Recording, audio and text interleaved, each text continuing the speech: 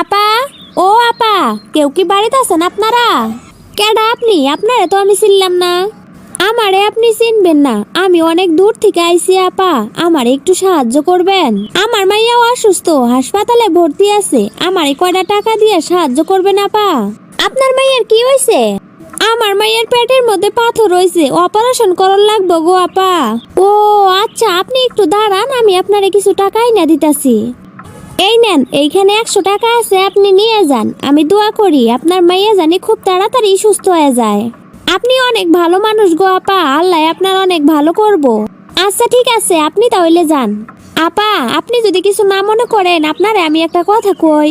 কি কথা কবেন কোন? আমার মাইয়ের চিকিৎসার জন্য অনেক টাকার দরকার। আমার কাছে একটা মালা আছে, মালাটা কি আপনি কিনে নেবেন?